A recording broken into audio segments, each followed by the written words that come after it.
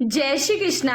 आज की कहानी अद्भुत कहानी है माँ लक्ष्मी की। एक बार बैकुंठ लोक में भगवान विष्णु जी अपने आसन शेषनाग पर बैठे बैठे ऊब गए तो उन्होंने सोचा चलो पृथ्वी लोक पर घूम कर आता हूँ। वैसे भी कई साल बीत गए हैं धरती पर गए हुए, इसलिए वो फटाफट अपनी यात्रा की तैयारी करने लगे।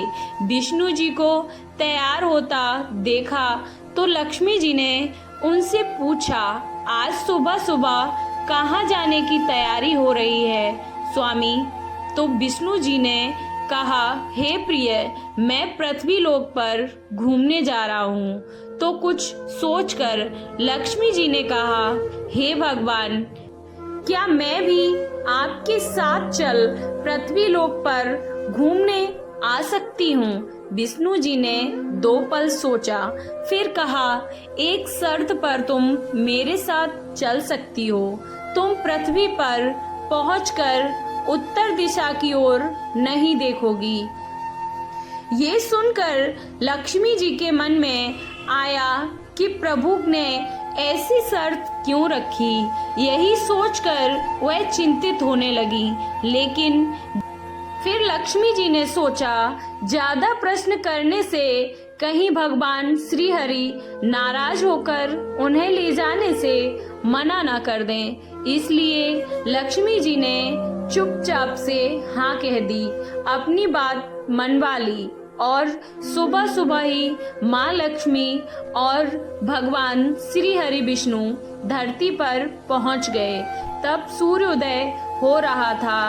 रात भर बरसात होकर हटी ही थी। चारों ओर हरियाली ही हरियाली थी। उस समय चारों ओर बहुत शांति थी और धरती बहुत ही सुंदर दिख रही थी। सफर के दौरान माँ लक्ष्मी मंत्रमुग्ध होकर धरती को देख रही थी और इन सब में वो भूल गई कि पति को क्या वचन देकर आई हैं। लक्ष्मी जी चारों ओर देखते देखते कब उन्होंने उत्तर दिशा की ओर देख लिया, उन्हें तो पता ही नहीं चला। तभी वहां माँ लक्ष्मी ने देखा कि एक बहुत ही सुंदर बगीचा उनको नजर आया और उस तरफ से भीनी भीनी खुशबू भी आ रही थी और बहुत ही सुंदर सुंदर फूल खिले हुए थे। वहाँ की हरियाली देखकर वह अत्यंत ही आनंदित हो उठी। वहाँ एक फूलों का खेत था। माँ लक्ष्मी बिना सोचे समझे उस खेत में चली गईं और एक सुंदर सा फूल तोड़ लाईं। लेकिन यह क्या, जब माँ लक्ष्मी भगवान विष्णु के पास वापस आई तो भगवान विष्णु की आंखों में आंसू थे। भगवान विष्णु ने माँ लक्ष्मी से कहा, कभी किसी से बिना पूछे उसका कुछ भी हमें नहीं लेना चाहिए और किसी को भी दिया हुआ अपना वचन भी हमें नहीं तोड़ना चाहिए। माँ लक्ष्मी को अपनी भूल का पता चला तो उन्होंने भगवान विष्णु से इस भूल की माफी मांगी। भगवान विष्णु ने कहा, लक्ष्मी जी, माना कि तुम मेरी प्रिय हो, लेकिन फिर भी तुमसे जो भूल हुई है उसकी सजा तो तुम्हें जरूर मिलेगी। जिस माली के खेत से तुमने बिना पूछे फूल तोड़ा है, जो कि एक प्रकार की चोरी है, इसलिए अब तुम 3 साल तक माली के घर नौकर बनकर रहोगी। उसके बाद मैं तुमको बैकुंठ वापस लाऊंगा। माँ लक्ष्मी ने चुपचाप सर झुकाकर हाँ कर दी।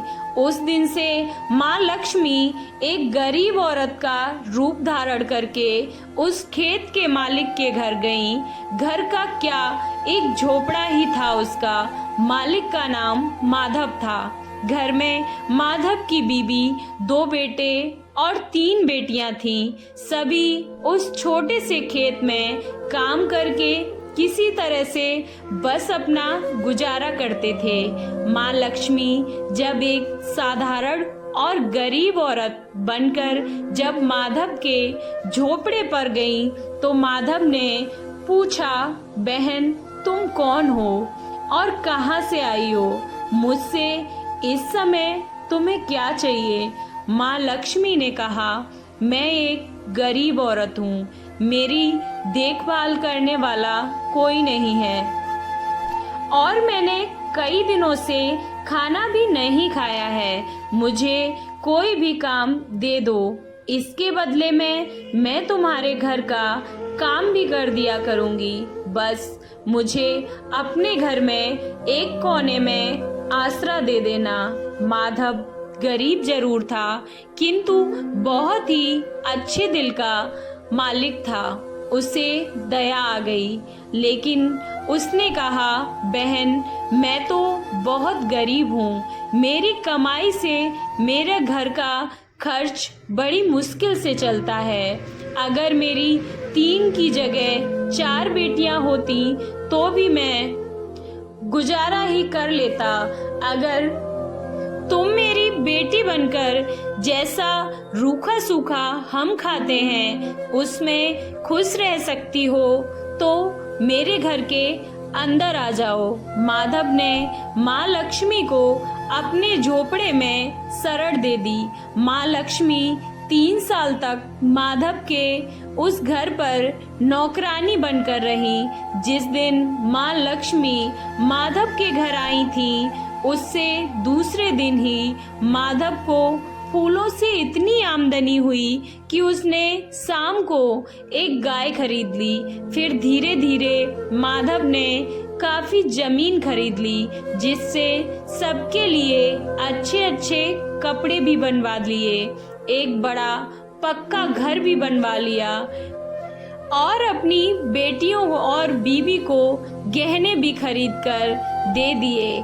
और उसके घर शरण लेकर रह रही माँ लक्ष्मी जी को भी उसने वो सब कुछ दिया जो अपनी बीवी और बेटियों को माधव ने दिया था।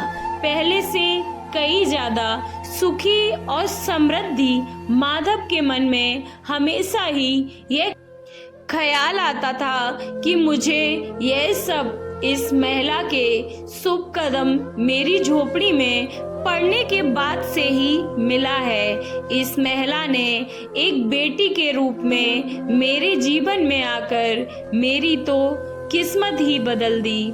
3 साल लगभग बीत गए थे, लेकिन माँ लक्ष्मी अब भी माधव के घर और खेत में काम करती थी।